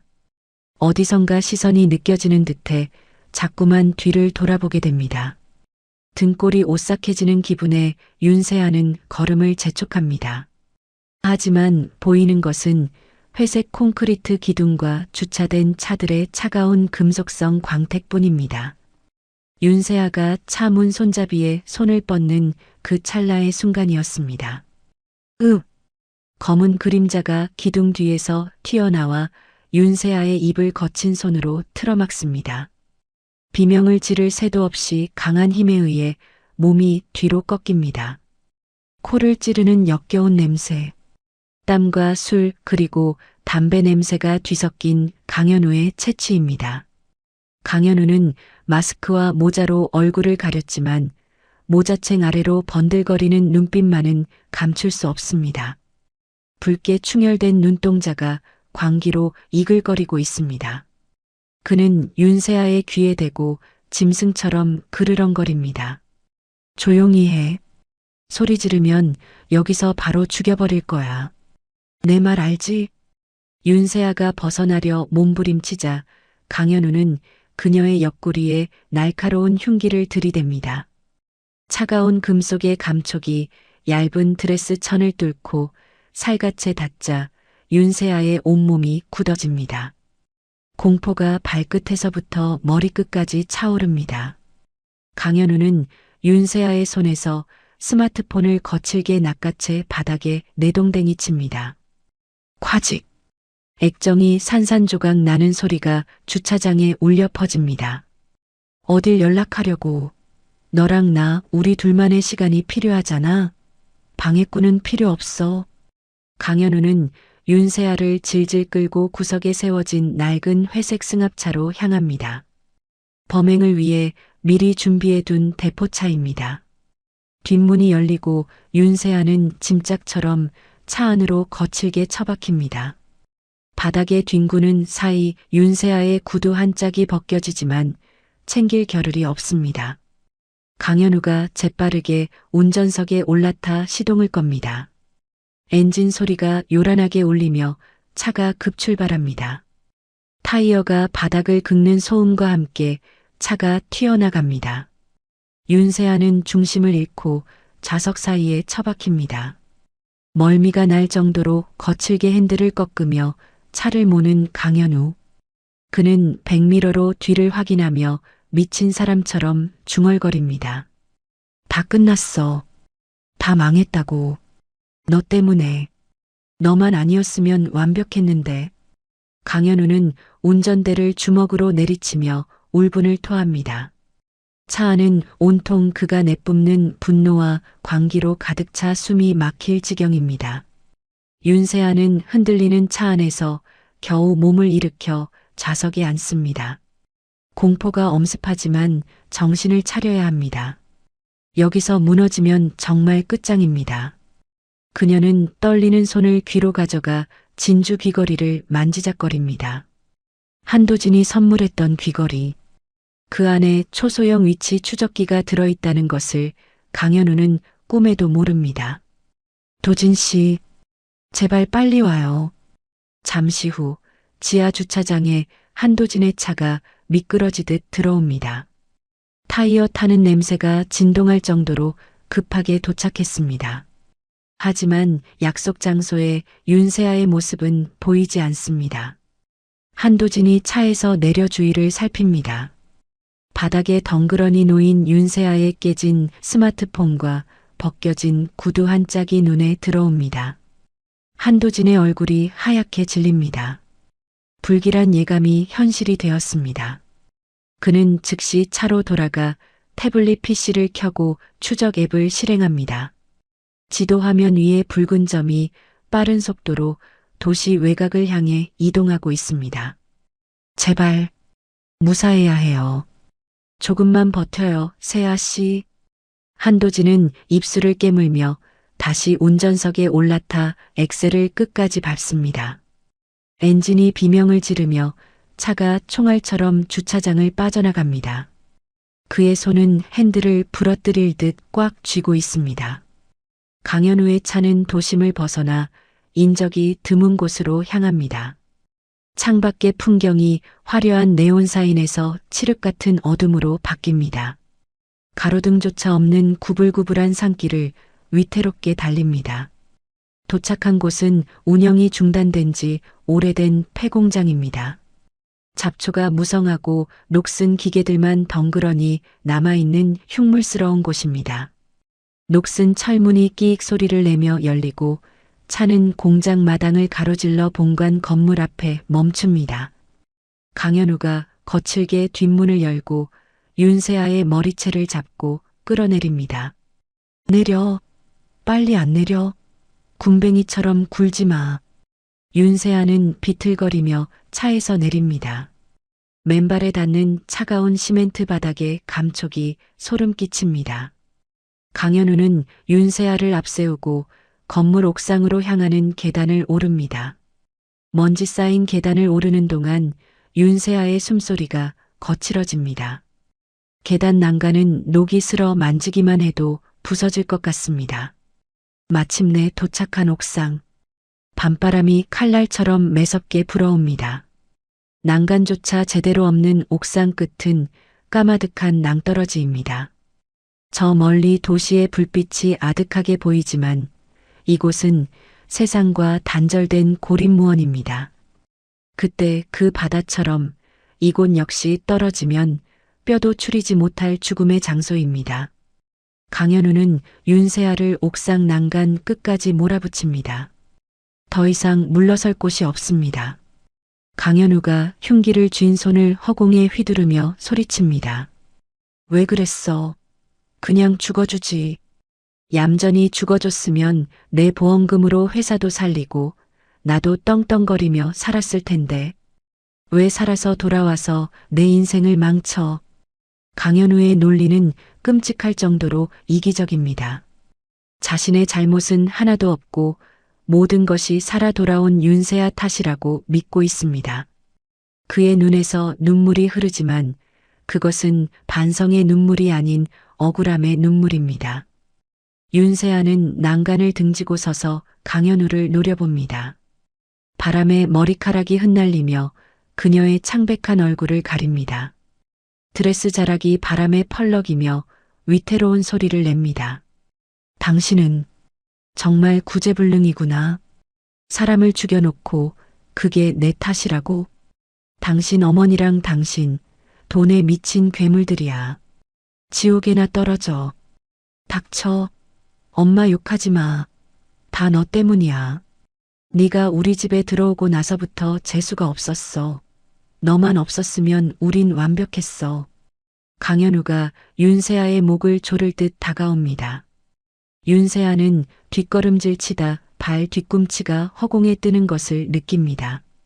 아찔한 높이에 현기증이 일어납니다. 그녀는 주머니 속에 손을 넣고 호신용 스프레이의 차가운 몸통을 확인합니다. 아직은 아닙니다. 거리가 조금 멉니다. 강현우가 한 발짝만 더 다가오기를 기다려야 합니다. 그녀는 겁에 질린 척 연기를 시작합니다. 목소리를 떨며 최대한 비굴하게 애원합니다. 여보, 제발, 살려줘. 우리 좋았잖아. 내가 다 취소할게. 경찰에 가서 내가 다 거짓말했다고 할게. 응? 당신이 시키는 대로 다 할게. 윤세아의 애원에 강현우의 눈빛이 잠시 흔들립니다. 그는 윤세아의 연기에 속아 희망을 본 듯 기괴하게 웃습니다. 거짓말? 그래. 네가 다 뒤집었어. 네가 미쳐서 자작극 벌인 거라고 해. 유서 쓰고 그리고 여기서 뛰어내려. 그럼 믿어줄게. 자살로 처리하면 되니까. 강현우는 미친 듯이 웃으며 윤세아를 밀기 위해 손을 뻗습니다. 그때입니다. 쾅! 폐공장 입구에 잠긴 철문이 굉음을 내며 부서집니다. 강현우가 깜짝 놀라 아래를 내려다봅니다. 강력한 헤드라이트 불빛이 어둠을 가르며 공장 안으로 돌진해 오는 차가 보입니다. 한도진입니다. 강현우가 당황하여 소리칩니다. 저 새끼는 또 뭐야? 끈질긴 놈들. 다 죽여버릴 거야. 강현우가 시선을 돌린 그 찰나의 순간입니다. 윤세아의 눈빛이 매섭게 변합니다. 기회는 지금뿐입니다. 윤세아는 있는 힘을 다해 강현우의 정강이를 걷어찹니다. 뾰족한 구두굽이 강현우의 뼈를 강타합니다. 우지끈하는 소리가 들릴 정도로 강력한 일격입니다. 아! 강현우가 고통에 비명을 지르며 몸을 숙입니다. 윤세아는 주머니에서 호신용 스프레이를 꺼내 강현우의 얼굴을 향해 난사합니다. 치익! 매운 캡사이신 액체가 강현우의 눈과 코로 사정없이 쏟아집니다. 으악! 내 눈이 안 보여. 컥! 컥! 강현우가 두 손으로 얼굴을 감싸쥐며 바닥을 구릅니다. 타는 듯한 고통에 앞이 보이지 않는 그는 방향 감각을 잃고 허우적거립니다. 윤세아는 거친 숨을 몰아쉬며 그에게서 멀어지려 합니다. 하지만 고통에 발광하던 강현우의 손이 허공을 휘젓다 윤세아의 긴 드레스 자락을 잡습니다. 어딜 가? 못 가. 죽어도 같이 죽어. 나 혼자는 안 가. 강현우는 윤세아를 잡고 늘어지며 난간 쪽으로 뒷걸음질 칩니다. 눈먼 자의 괴력은 상상을 초월합니다. 윤세아의 몸이 강현우에게 끌려가며 난간 밖으로 기울어집니다. 발밑에 돌멩이들이 굴러떨어지며 까마득한 아래로 사라집니다. 안 돼. 나 이거 놓으라고. 이 미친놈아. 윤세아가 강현우의 손을 떼어내려 안간힘을 씁니다. 손톱으로 긁고 발로 차보지만 강현우는 물귀신처럼 그녀를 놓아주지 않습니다. 두 사람의 몸이 옥상 끝에서 위태롭게 흔들립니다. 아래를 내려다보니 까마득한 어둠이 입을 벌리고 기다리고 있습니다. 윤세아의 뇌리에 이전의 악몽이 스쳐 지나갑니다. 차가운 바닷물, 숨막히는 고통, 죽어가던 순간의 공포. 다시는 겪고 싶지 않은 그 공포가 발목을 잡아당깁니다. 그때 옥상 문이 부서지듯 열리고 한도진이 뛰어들어옵니다. 세아 씨. 한도진의 눈앞에 믿을 수 없는 광경이 펼쳐집니다. 윤세아가 난간 끝에 매달려 강현우와 사투를 벌이고 있습니다. 한도진이 그녀를 향해 전력 질주합니다. 심장이 터질 것 같지만 멈출 수 없습니다. 하지만 거리가 너무 멉니다. 뒷걸음질 치던 강현우의 발이 미끄러지며 허공으로 떨어집니다. 그의 손에 잡힌 윤세아의 몸도 함께 딸려 내려갑니다. 아! 윤세아의 비명이 밤하늘을 가릅니다.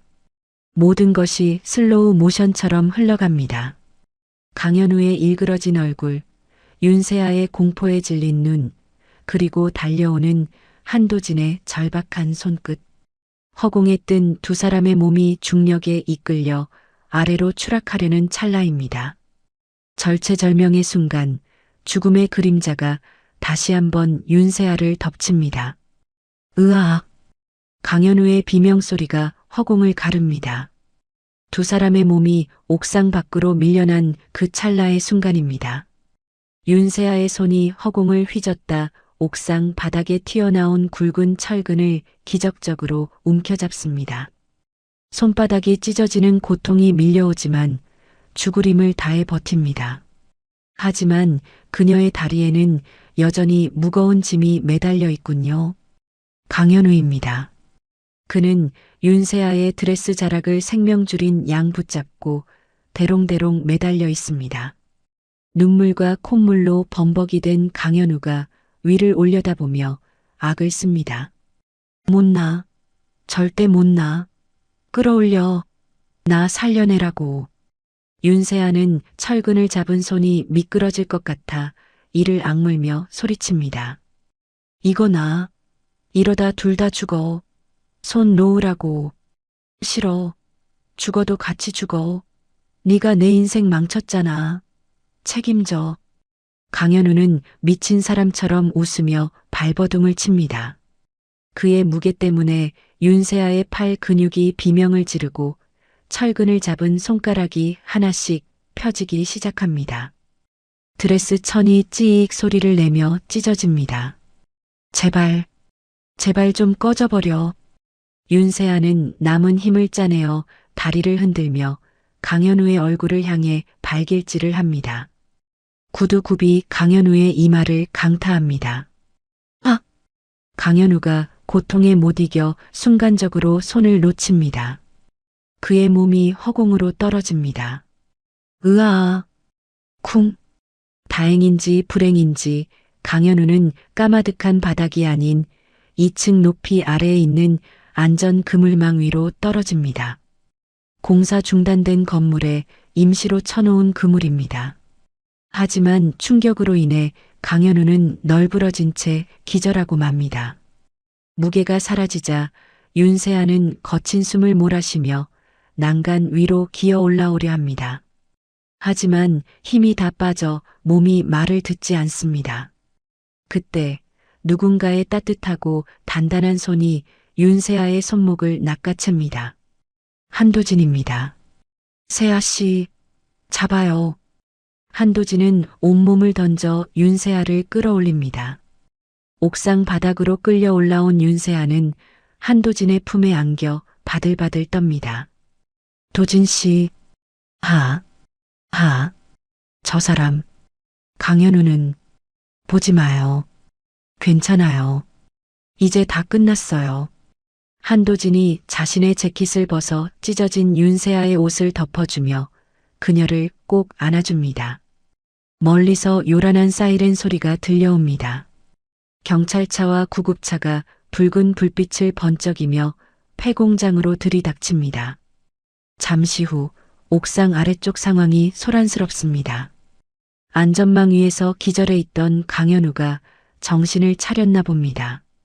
경찰들이 그에게 수갑을 채우려 하자 강현우가 발버둥을 치며 고래고래 소리를 지릅니다. 이거 뭐야? 나 안 미쳤어. 저 여자가 날 밀었다고. 저 여자가 날 죽이려고 했어. 형사가 강현우의 팔을 꺾으며 미란다 원칙을 고지합니다. 강현우 씨, 당신을 살인 미수 및 납치 감금 혐의로 체포합니다. 변호사를 선임할 수 있고, 변호사? 필요 없어. 우리 엄마 불러. 엄마한테 전화해. 강현우는 끝까지 어머니를 찾으며 질질 끌려갑니다. 그 모습이 어찌나 찌질하고 비참한지 지켜보던 경찰들도 혀를 찹니다. 한편 그 시각 서울의 한 대학병원 VIP 병실입니다. 최명자가 환자복을 입은 채 침대에 누워 사과를 깎아먹고 있습니다. 아까 파티장에서 쓰러진 척 실려온 뒤 꾀병을 부리며 숨어 있는 중입니다. 그녀는 텔레비전 뉴스를 보며 혀를 쯧쯧 찹니다. 저 멍청한 것들. 일 처리를 어떻게 했길래 뉴스에 대문짝만하게 나와? 나는 몰라. 난 그냥 쓰러진 거야. 최명자가 사과 조각을 입에 넣으려는 순간 병실 문이 쾅 열리고 형사들이 들이닥칩니다. 최명자 씨 되십니까? 최명자가 깜짝 놀라 사과를 떨어뜨리며 버럭 소리칩니다. 누구세요? 노크도 없이 남의 병실에. 간호사, 여기 경비 좀 불러. 형사가 품에서 체포영장을 꺼내 최명자의 눈앞에 들이밉니다. 살인 교사 및 횡령, 탈세 혐의로 긴급 체포합니다. 일어나시죠. 최명자가 기가 막히다는 듯 눈을 부라립니다. 뭐요? 체포? 내가 누군지 알고 이래? 나 지금 아픈 사람이야. 심장이 벌렁거려서 숨도 못 쉬겠는데 어딜까? 그녀는 침대 난간을 부여잡고 드러눕습니다. 형사가 단호한 표정으로 말합니다. 의사소견서 이미 확인했습니다. 지병 없으시고 아주 건강하시답니다. 자꾸 이러시면 공무집행 방해죄까지 추가됩니다. 강제로 연행하겠습니다. 이것들이 미쳤나? 내 몸에 손대지 마. 이거 나.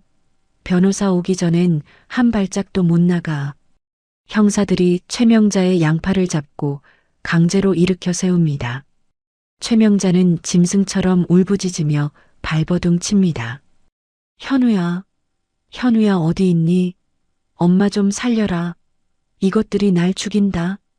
환자복 차림에 머리는 산발이 되어 끌려나가는 최명자. 복도에 있던 다른 환자와 보호자들이 손가락질을 하며 수군거립니다. 평생을 돈과 체면으로 포장하고 살았던 그녀의 인생이 가장 추하게 벗겨지는 순간입니다.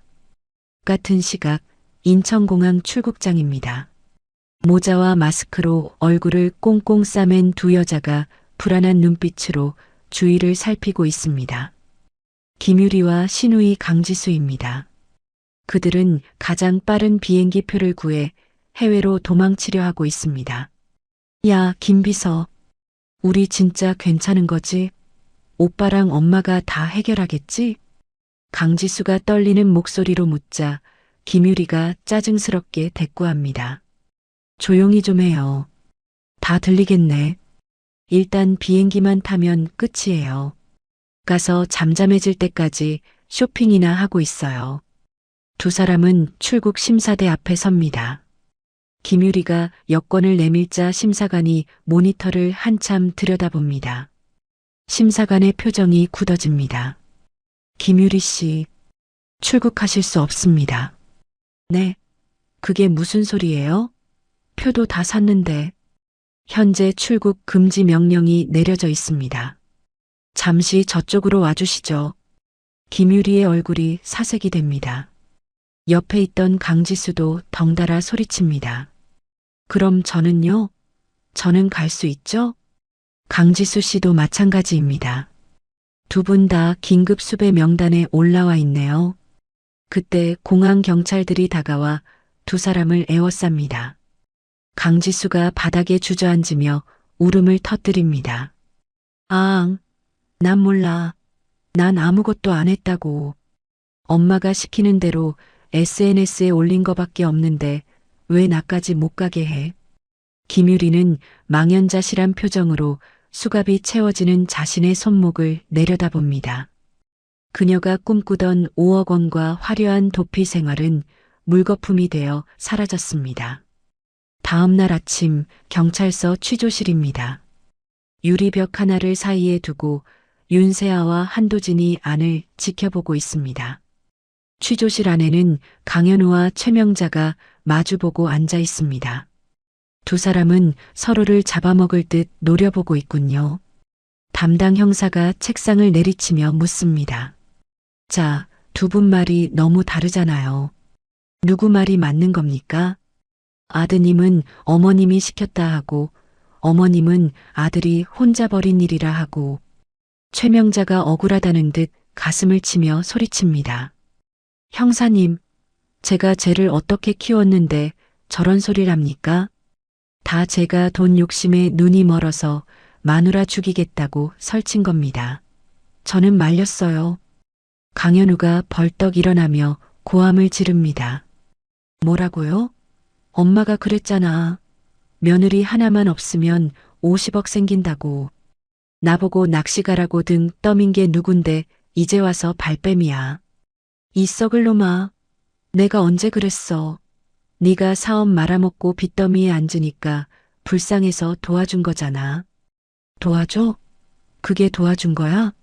나 살인자 만들고 엄마는 돈 챙기려고 한 거 다 알아.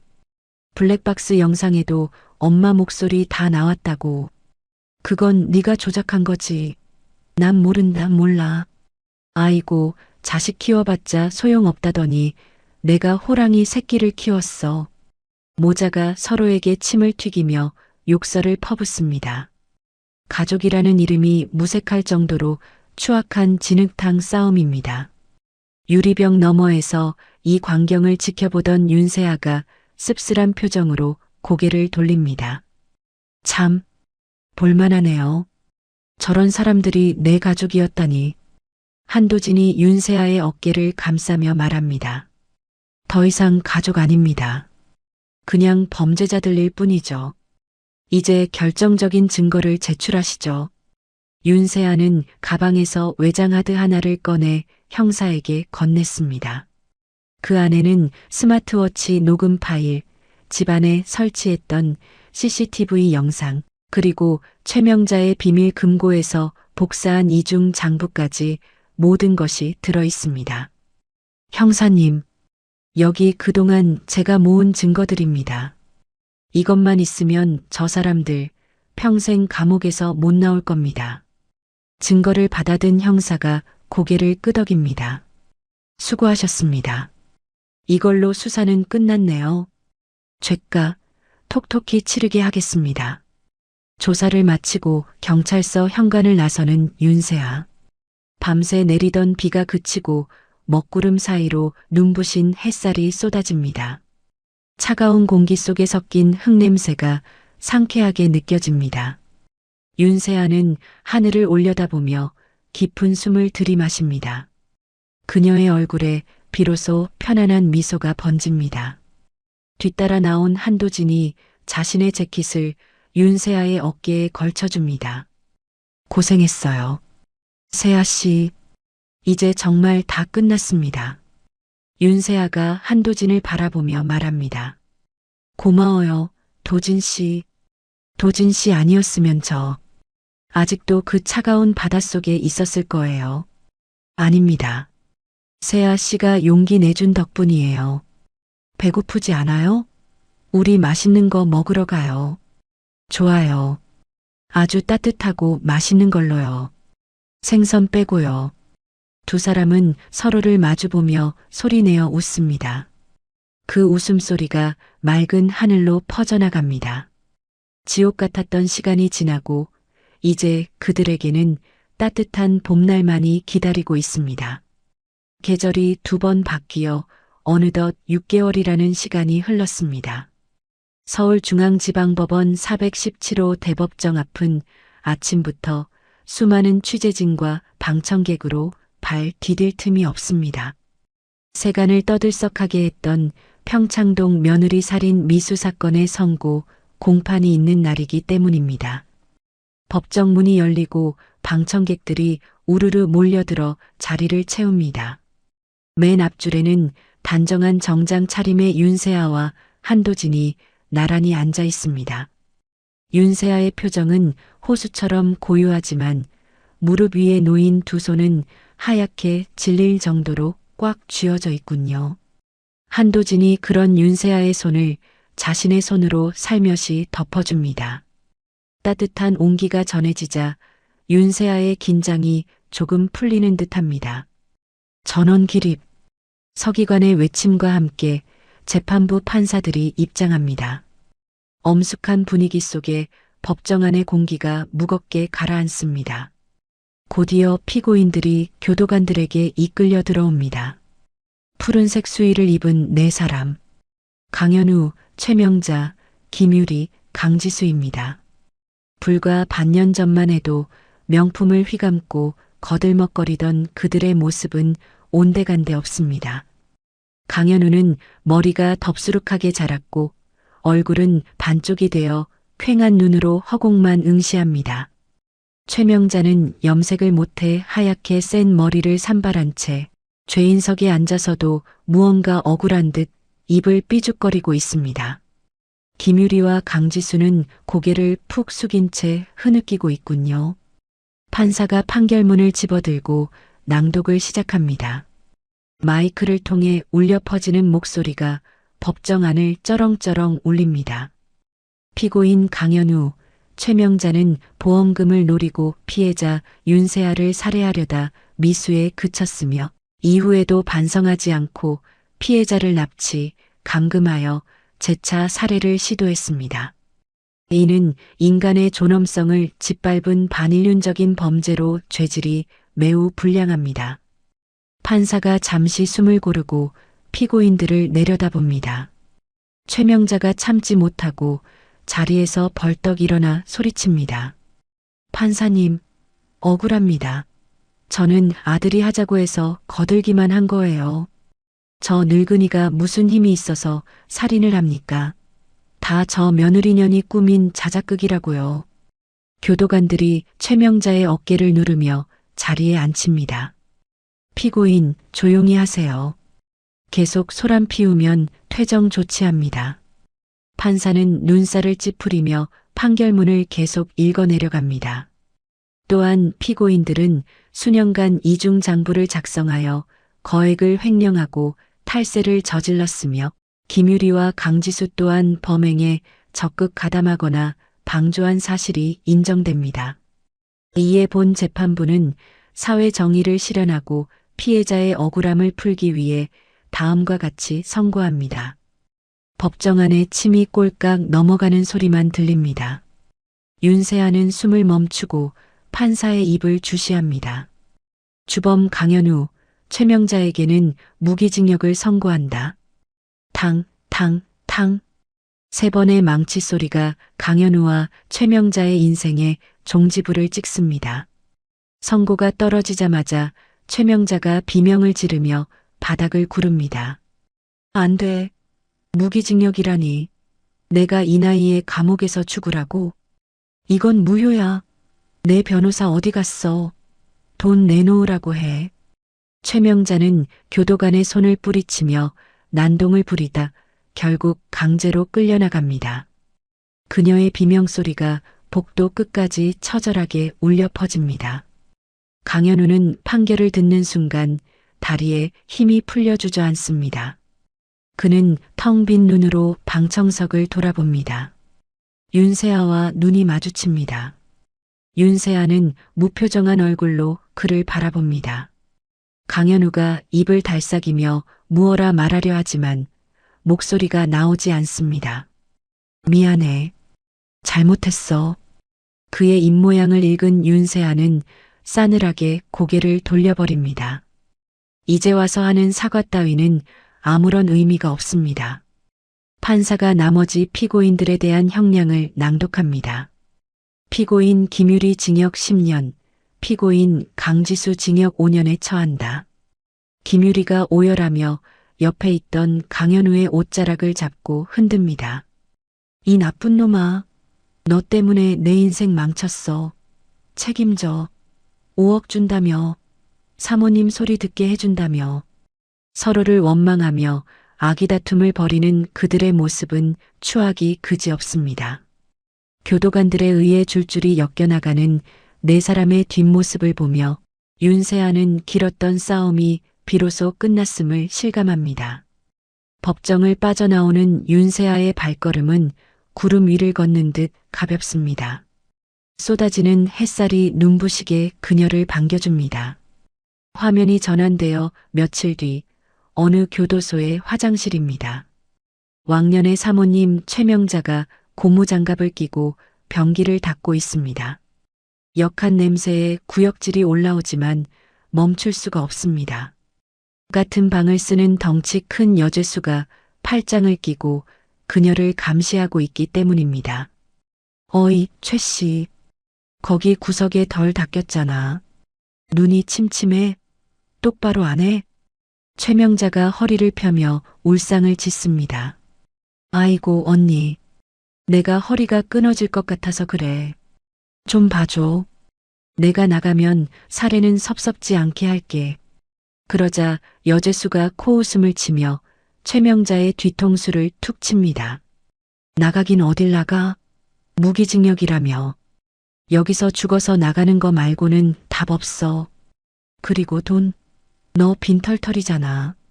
재산 다 몰수당했다며? 최명자는 억울함에 가슴을 칩니다. 그 많던 보석과 명품, 으리으리한 저택은 모두 압류되어 경매로 넘어갔습니다.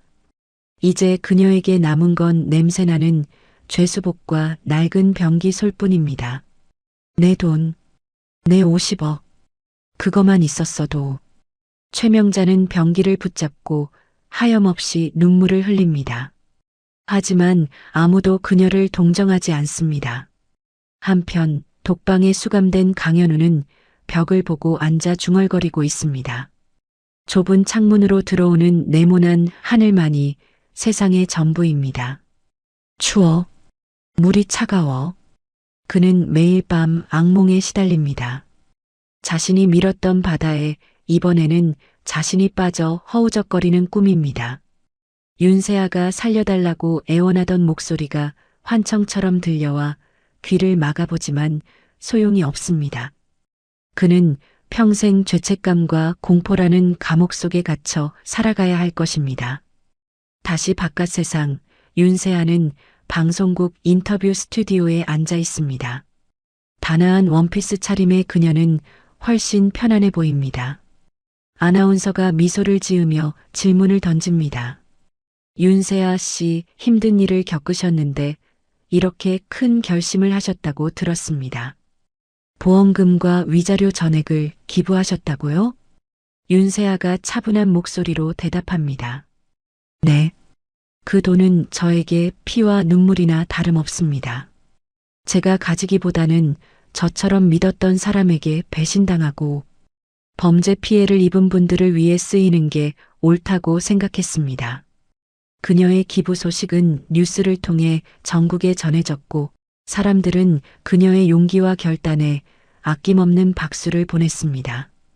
복수의 화신에서 기부 천사로 윤세아는 스스로 자신의 인생을 새롭게 정의했습니다. 모든 정리가 끝난 어느 주말 오후 윤세아는 한도진과 함께 차를 타고 어딘가로 향하고 있습니다. 도착한 곳은 동해의 어느 한적한 바닷가. 바로 윤세아가 강현우에게 떠밀려 죽을 뻔했던 그 장소입니다. 한도진이 걱정스러운 눈빛으로 윤세아를 바라봅니다.